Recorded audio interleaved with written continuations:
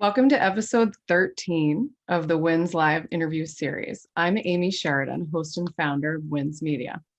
The mission of this series is to elevate the visibility of women in sports and entertainment by creating a connected environment for authentic storytelling. Thank you for joining us as we speak with influential leaders from across sports, entertainment, and beyond.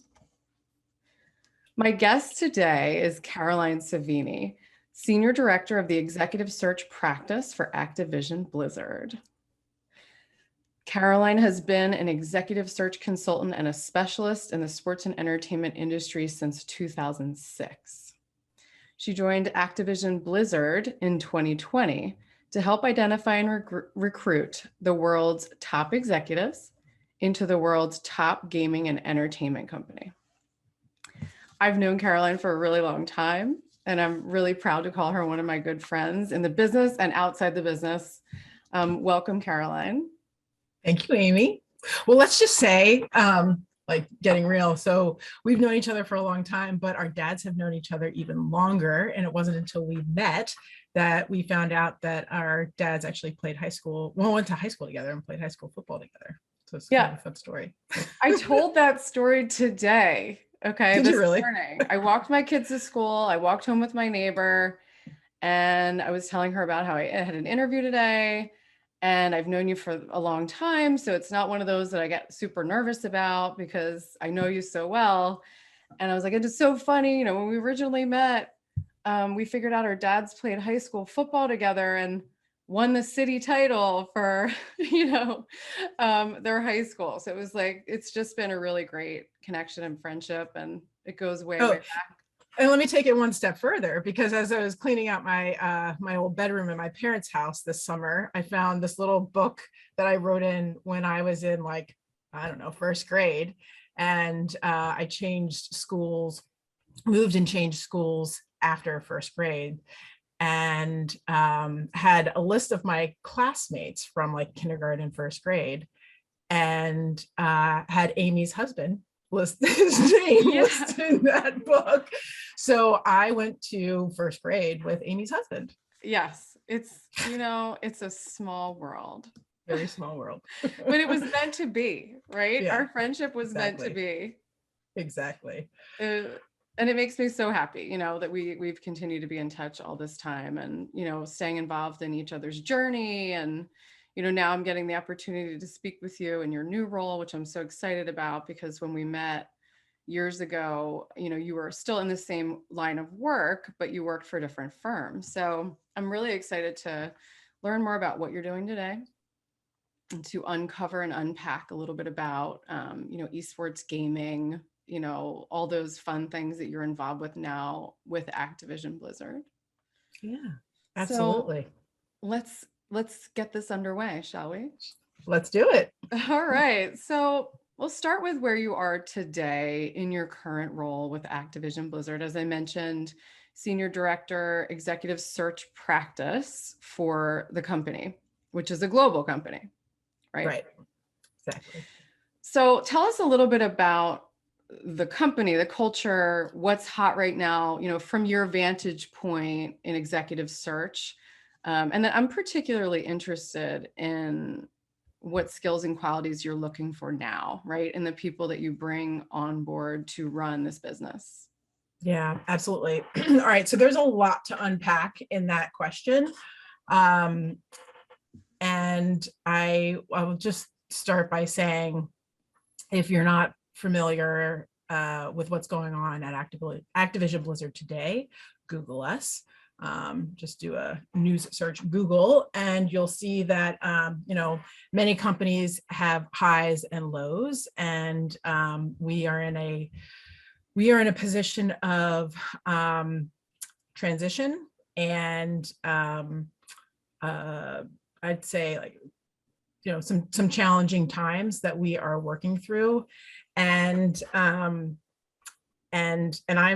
one of a team of people that's responsible for recruiting executives into this company right now. And it's an interesting place to be and an interesting position to be in, given number one, the pandemic place to be. So I joined the company about a year ago, and it was a compelling opportunity at the time because I liken myself to, if I was a lawyer, it's the easiest way to kind of understand what my function is in the company. If I was a lawyer, it's like I spent 15 years at law firms and then went in-house counsel, if you will. And so for anyone that's not familiar, what executive practice means for us is vice president level positions and above. I and a team of tremendous people are responsible for recruiting those executives into the company, and so then delineating is senior director and below. That we have our talent acquisition team that's responsible for that. So I focus on the VP and above, and so sort of joining the company that was riding the wave of the pandemic, which was one of a number of companies. Many companies went through the most challenging times in their company history when the pandemic hit everyone. And Activision is one of a number of companies that really rode a wave of success. The data point, probably something like I think our stock price might have doubled over a portion of the pandemic timeframe, and it's just a really cool and interesting company, interesting industry. Different from traditional sports because we're video games. We consider ourselves tech and entertainment, as opposed to I think sports is more media, obviously sports marketing. There's a number of ways to sort of unpack the sports industry as well.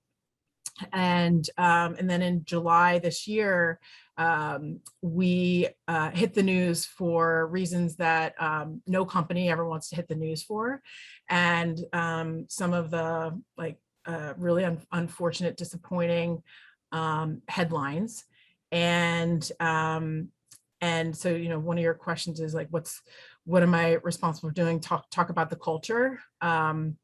I'd say we are a company that is going through a culture change, and no better audience to discuss that, assuming whether there are men or women watching this interview.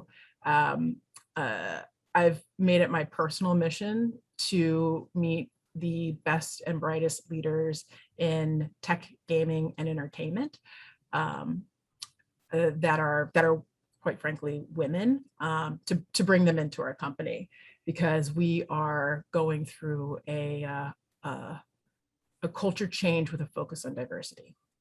Yeah, so that's awesome, right? And we'll get to it in a little bit. We'll dig into that a little bit further, right? Because you're uniquely positioned to really impact change because you're part of the screening board, right? You're bringing in candidates, you're screening candidates. So I love that. I think, yeah, I mean, it's such an exciting place to be for you, and it's such an amazing opportunity.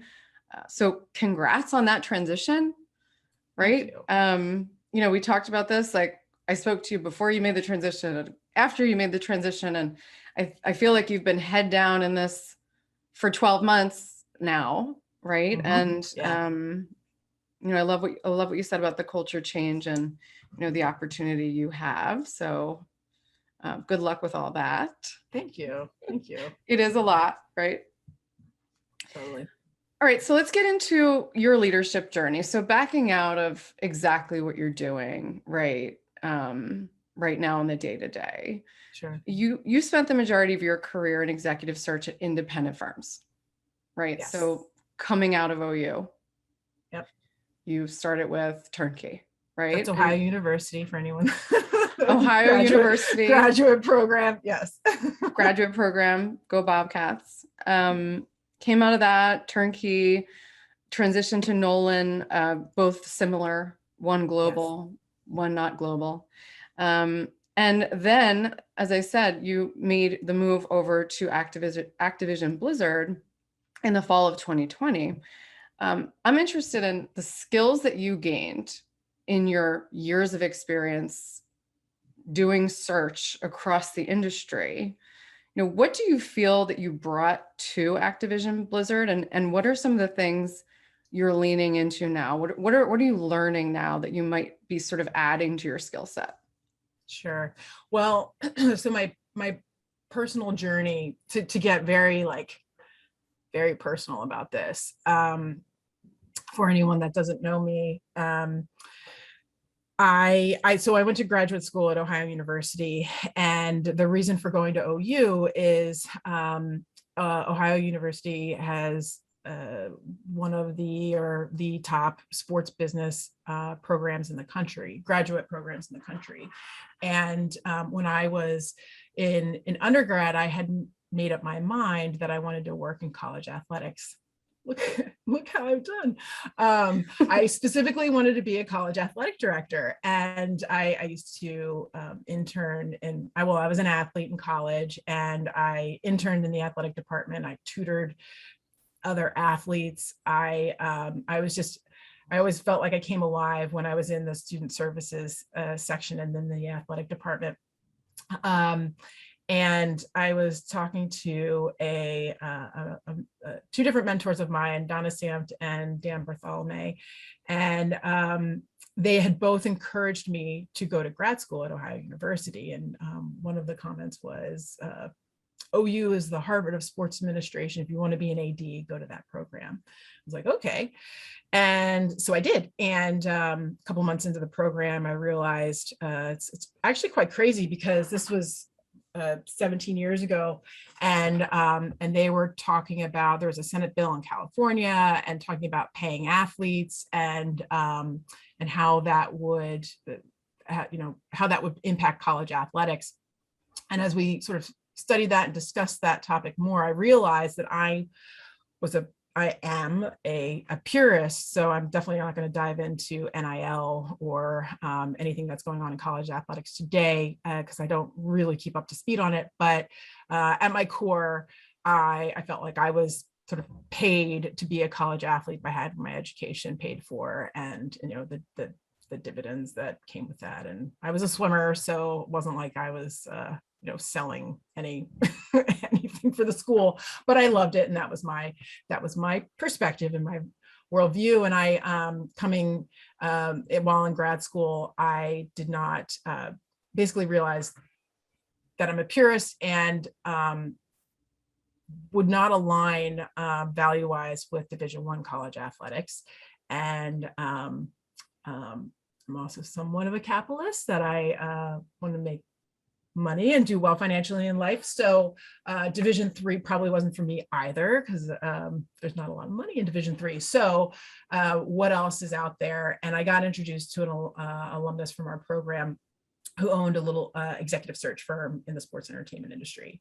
And it was sort of positioned to me, go work there for a couple of years, and then you can go wherever you want to in sports, because you get a really good view of what the sports industry is.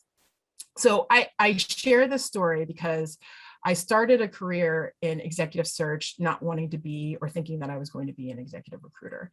And I never actually thought of myself as on the path of an executive recruiting career, because I had this identity of having gone to OU and pursuing a sports career. So I sort of consider myself a sports executive recruiter. And so for a long time, I always speak to students, and students would ask me, where do you want to go after turnkey? That was the name of the search firm that I worked for.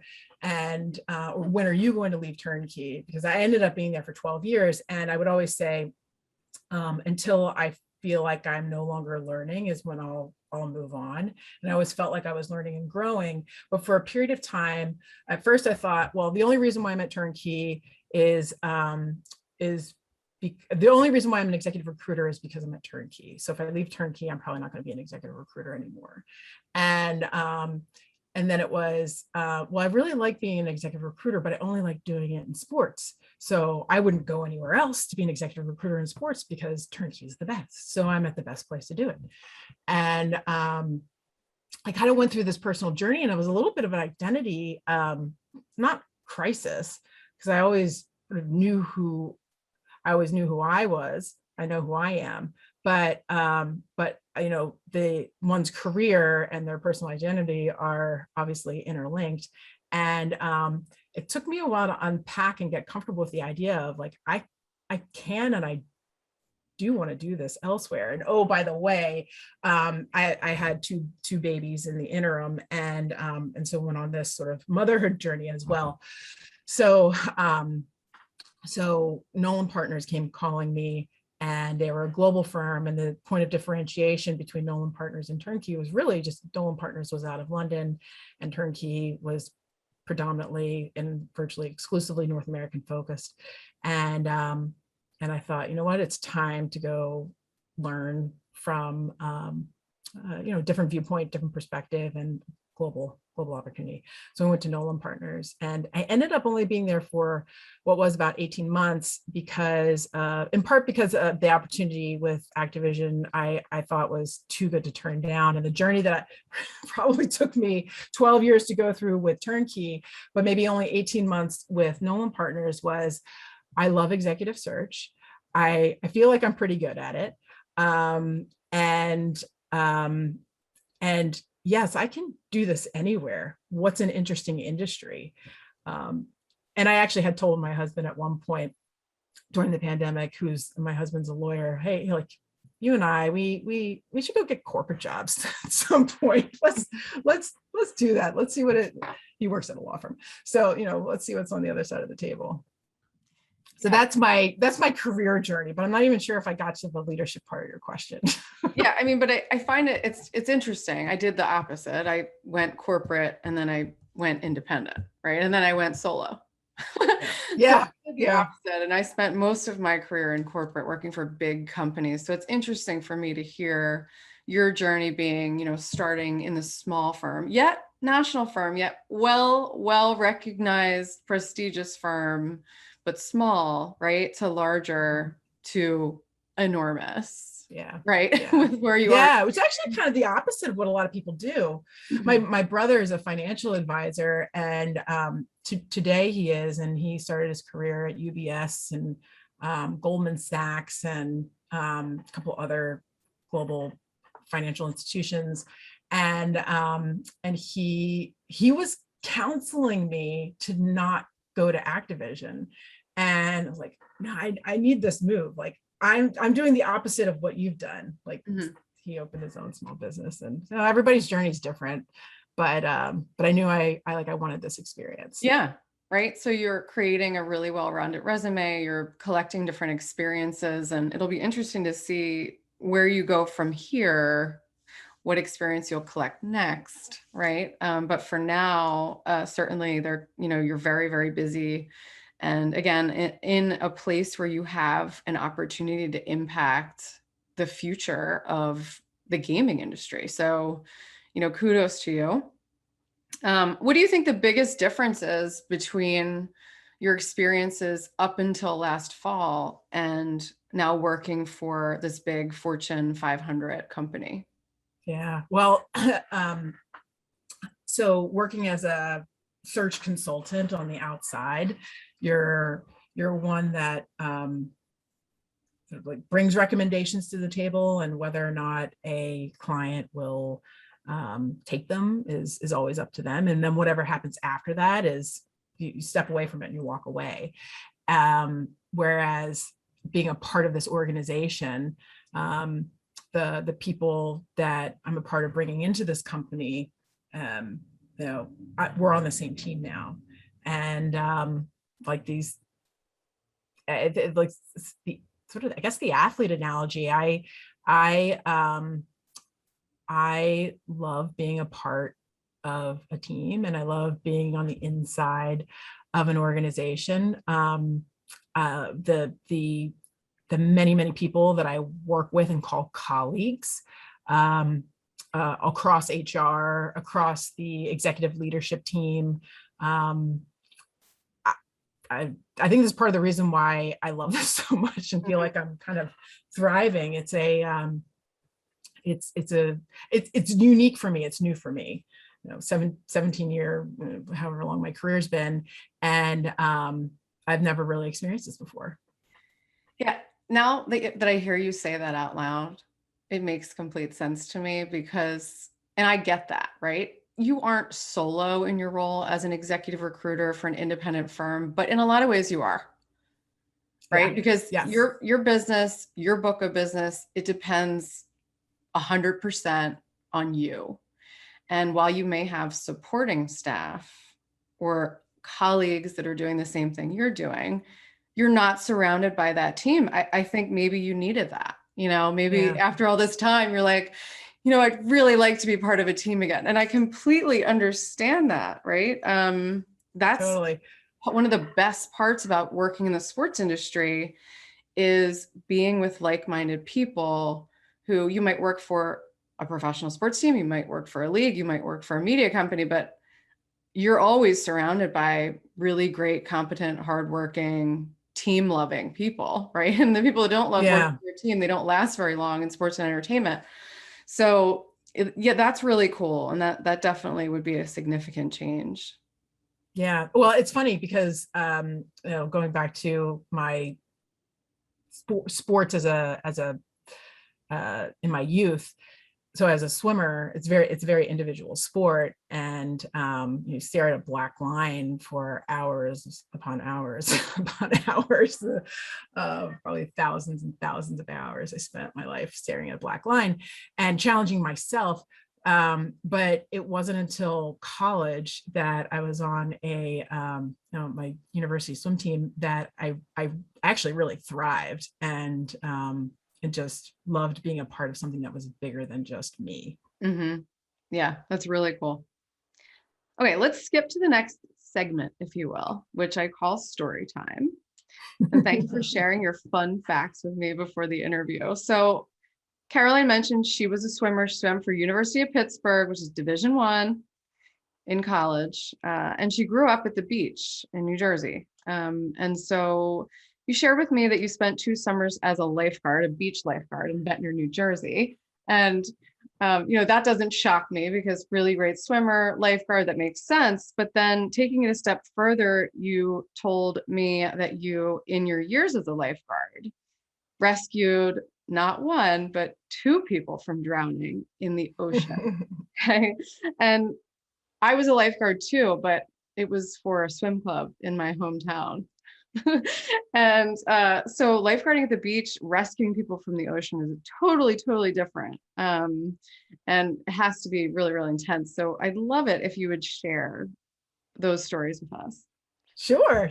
So, and just one point of clarification. Yeah. So it was a beach lifeguard for 2 summers. Saved 1 little boy from possibly drowning, probably drowning. And like the key in being a lifeguard is you're there before it happens. And but there's telltale signs of someone who's struggling, and it's not flailing around. It's there's a bob. You see the bob, the head, especially in the ocean with the waves. And it can differ. It can differ because if there's a riptide, that looks, what to look for with that too. But anyway, I neither was like Baywatch inspired, although we did have those, orange, they call them cans. We in New Jersey, I don't know what beaches are like all across the coastline of the United States, but in New Jersey we have these rowboats, and I think the theory is if someone gets far out, the lifeguards take the boats out to rescue the swimmer. And I was never a really good rower, but we had to keep the boats along the shoreline so that when in emergency situation, you just push the boat out, and it was very easy for it to get out. So anyway, we were probably either moving the boat, myself and another lifeguard were either moving the boat up or back, and I just stood there watching the water for a moment after moving the boat, and saw that sort of telltale bob.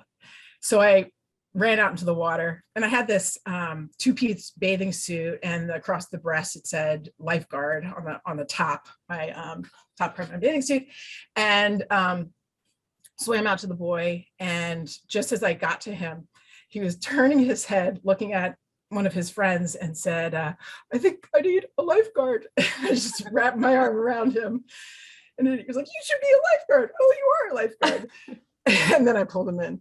So it wasn't like people on the beach staring and watching Screaming. someone drown and then going out for rescue. But when I brought him in, I did have a couple of people come up to me and say, I saw that happen. It was really, really cool. So that was, so I like didn't do CPR or anything like that on him, but genuinely felt like I prevented something from tragic from happening.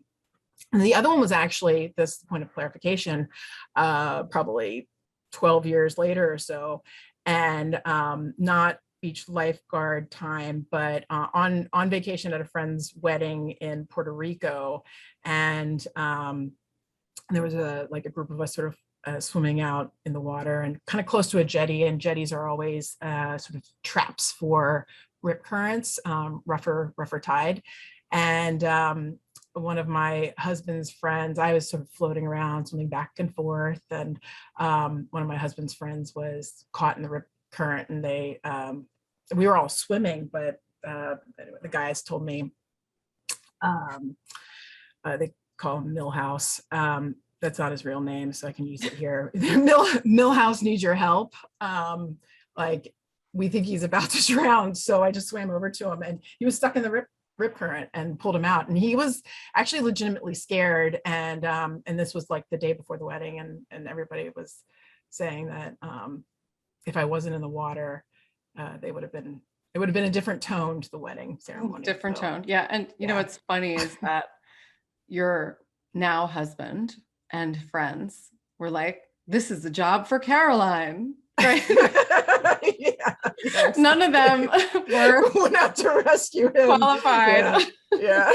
And they knew they weren't qualified, right? So you obviously had built a nice reputation for understanding. And actually, when Millhouse got married, at his wedding, they credited me to saving his life. So, in the speech? I forget at what point, but yeah, it was, there you go. Definitely very nice. That's so great. I mean, those are things that you never forget, right? I mean, literally being the person to swoop in and save someone from a life-threatening situation, right? That's something you never forget. So those are great stories, and thank you for that, right? Sure. All right, so women in sports, next topic. Obviously, the theme of the series, interviewing influential women in the business of sports. As you know, because you and I discussed, the percentage of women, the percentage of C-suite executives in sports and entertainment in the big four leagues in the United States is 21%. So 21% of C-suite executives are women. It's a sad percentage. It's reality. And according to my research, it's similar in gaming, right? Mm-hmm. It hovers around 20%. And, there's a lot of other conversations around gaming as it relates to gender equality. Mm-hmm. The makeup of the players, the protagonists in the games, the people developing the games, right? They're trying to build up gender equality across all of these verticals in gaming. But, for me, I'm focused on this C-suite executive team, gender equality, 20%. And so, again, you are in this unique situation where you can impact change in the C-suite as it relates to the makeup of gender. I'd love to hear your take on this from the inside, and how companies like yours at Activision Blizzard are taking action to drive change. Sure. So, just pro tip / career advice.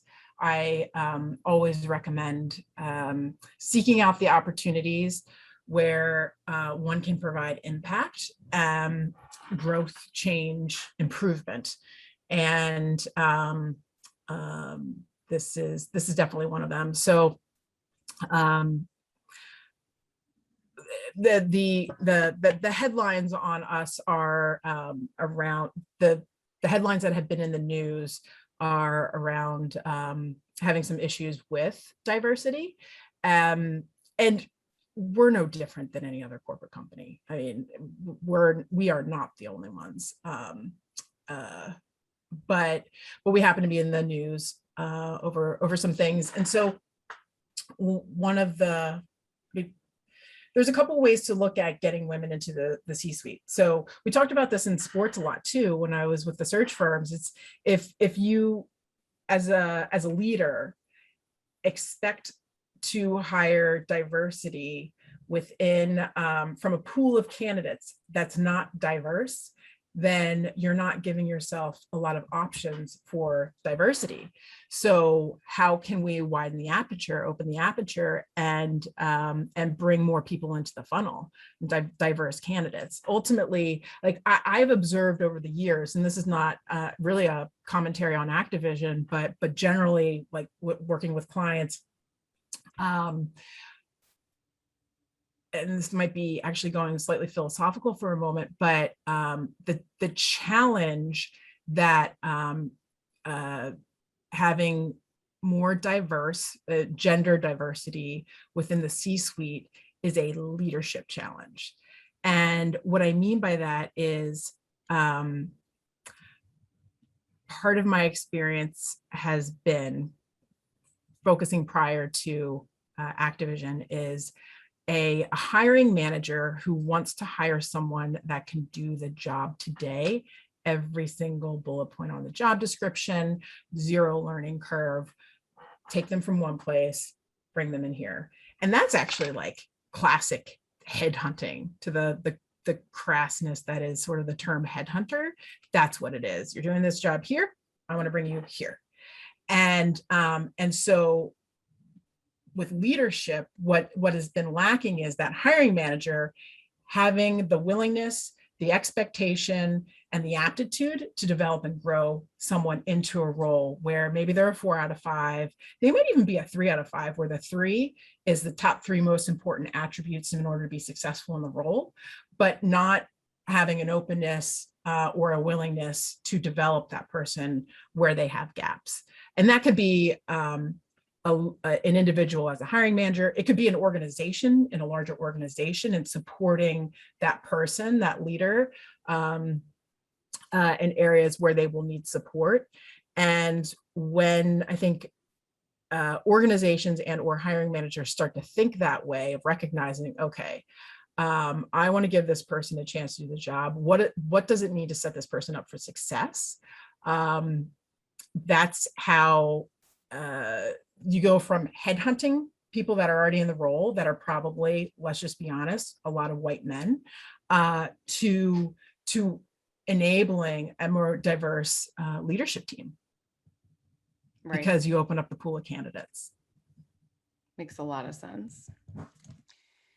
And the other thing that we talked about a little bit in advance is the idea of creating an environment that is set up to enable women to survive and thrive, right? And we got into the conversation about benefits, right? Which I know, is something that across the board in this industry, and of course I can't say every company in the industry is the same, but challenges pose themselves we start to get into the benefits conversation of bringing women into the C-suite, keeping them in the C-suite for long periods of time when they want to do things like have a family and, things like that. Yep. So that's great. I love the education on the fact that you call this a leadership challenge, right? Which is a strong point. The differentiation between headhunting and diversifying the candidate pool. So I love that visual, like headhunters, they want a 5 out of 5 on the checklist. And if they have to have the 5 out of 5, they're going to have a smaller pool. Yep. Right. So let's start accepting 3 out of 5s and build an infrastructure where we can train them up and grow them. Because certainly, like, what are the 2 out of 5 that they don't have? If you can't grow someone and educate them, and that's, to me, that is a problem. And maybe patience, right? So patience and giving people some runway. Yep. I know Yeah. that's a challenge in sports because especially in the industry itself of the big four of the US, I don't know if gaming's the same, but we don't have time for runway, right? Because like Yeah. if we don't Yep. we don't have very many bodies, if we're not gonna like make playoffs or win the championship, we're gonna scrap the whole model and start over again next year. So Yeah. any And by thoughts? the way, yeah, well, in corporate America, it's the Fortune 500 corporate America, it's meeting the quarterly targets for the shareholders, and in the games industry, video gaming industry, it's releasing that game, developing and releasing that game on schedule. And so actually to that point, I'd say I don't think the video game industry is very different in that respect from the sports industry, where like we don't have time to train someone up. We need someone who can do this job today. And so just this shift in the mindset of, well, what would it look like? How would it impact this role, this department, this organization, if we clearly understand the gaps of this person that we're hiring and support them? What does that mean? How do we lose? How do we win? What are the pros and what are the cons? I don't think there's really any losers or winners per se, but it's more about pros and cons. And frankly, it's about expectations. Everything in life, when one is disappointed, disappointment is about expectations. Even failure is about expectations. Like I'm happy to fail every day, but I don't see failure. My expectation of failure is it's not a, my perspective, I guess that's more of a perspective than an expectation, but it's not a bad thing. So what sort of latitude will a hiring manager or an organization give someone to fail, so to speak, or make mistakes, adapt, adjust, and grow? It's just so critical. You said something, oh, we're talking about benefits. To shift to the benefit comment for a moment and be specific about one very important type of benefit for parents is that parental leave benefit, and this like points a spotlight on my decision to leave turnkey after 12 years. I was having my second child, and I knew after having my first child that I ended up taking 14 weeks off with my first, and knew going back it wasn't enough time going back to work. And in my sort of like my thought process of leaving, it started with, well, 3 months, 14 weeks wasn't enough when I had my son Harry, and well, maybe I should ask for 4 months, but no, 4 months isn't gonna be enough. I need to ask for 5, but like they're not even really sleeping through the night at 5 months. So 6, well, it doesn't get really good until like 8 or 9 months where you start to sleep again. And that was like my stream of conscious thinking through. And at that point, at a certain point, especially when you're with a small company, like how much is too much to ask for? Let me just give everyone a break in my expectations and don't save my job for me because I'm not coming back. And not everybody can do that. Not everybody can do that. I was fortunate enough that at the time I was able to do that, but not a lot of people can. And I knew I wasn't going to be out forever, and that I wanted to come back and work again. So it's a balancing act and a juggling act. The 12 months that I had off was just perfect, and I think for an equal playing field, more paid paternal leave, paternity leave is a necessity. And it's not just moms, it's dads too. Like we all go through it together. How do you build a better society, more high functioning society? I could really go off a lot more topics, so I'll just stop it right there. Yeah, but it's funny because there's a big parallel, and the theme is, I get it now, it's the same in many ways when we talk about giving people runway to fail, latitude to fail, seeing what they need to succeed, bringing people into the C-suite who might not check all 5 boxes is a lot like bringing someone back from paternity, maternity leave at the time that is right for them, and giving them the latitude to set themselves up to succeed. It's sort of the same thing. And I think the big question is sort of, what do people need to succeed in both scenarios, giving them the opportunity to answer that question, right? And I think, at least, for me, for you, for a lot of people, when you're put in the situation of going off on leave, there's a lot of pressure, there's a lot of stress. I don't want to over ask. I don't want to under ask. I want to be prepared. I want to be at my best. And I think a lot of those conversations are happening inside your own brain, but not outwardly with a supportive, group around you to say, I want to continue. I want to come back, but here's what I think that I need. Yep. Right. And it's sort of the same as I want to come into the executive suite as a woman. I don't check all 5 boxes. I haven't come up in this industry. Here's what I need to succeed.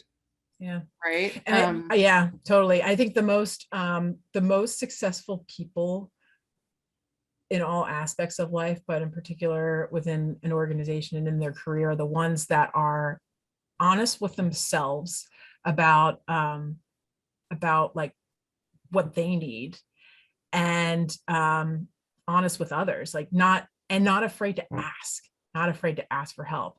The best thing I ever learned, best advice I ever learned, and I'll give him credit if he ever listens to this or watches this, Eric Sudol, who I think still works for Jerry Jones, said, you never get what you don't ask for. Never get what you don't ask for. And that is I reflect on it all the time, just to remind myself, don't expect people to know what's going on in your head or what your issues are. You have to be able to talk about it and ask. And I think for women, especially, there's probably a lot of deep-seated sort of fear about, well, am I good enough? If I step away, will they find somebody better than me? And sort of this sort of anxiety and fear and imposter syndrome around when I'm gone, it won't be mine anymore. And I'd love to, we could do another talk on this one, like empower more women and help more women empower themselves and just harness that confidence that, like, yeah, I got this. Hey guys, I'd like 5 months off. I need to take 5 months off. I'll come back after 5 months. There's a respectful way to say it and do it and approach, and it depends on whoever the request is being made of. But to go into that kind of conversation with a position of power and confidence, and being in a position of power actually means power in oneself, not hoarding power over other people. That's the best power anyone can wield. I love that. It's a really, really amazing answer. I'm going to probably use that as the clip. Great. Let me know. It's like, I always feel the magic whenever someone's about to enter that clip that I'm going to pull. And that's great. You entered that just then. So thank you for that. It's an unbelievable piece of advice. It's advice that I wish I had. So many women wish they had when they went into that part of their life. If they choose to go into that part of their life where they have a family, they have children, and there's a lot of fear, right? There's a lot of fear of being replaced, fear of looking weak. I went through it myself. So thank you for sharing that advice. I think so many women need to hear it. Right? They need to hear it. And they can say, well, Carolyne Savini said on the podcast that I can ask for 5 months. So I'm going to ask for 5 months, right? For a year. Just for a year. You're worth it. And to your point, like, you're so right. Like, babies don't sleep through the night until, some don't sleep through the night, like my third child, until she was 1 year old. I'm like, all right, hun. So what you're saying is you're still not sleeping through the night, right? We're 8 months old. Yeah, gotta work on that one. Yeah. So All right, so that was incredible. Thank you for that. So much there that we will share far and wide as much as we can. And finally, this series is called the Wins Live Interview Series. I love to talk to women in the business about their wins, right? So I'd love to hear what you're working toward right now. And I know you're working towards something because I know you.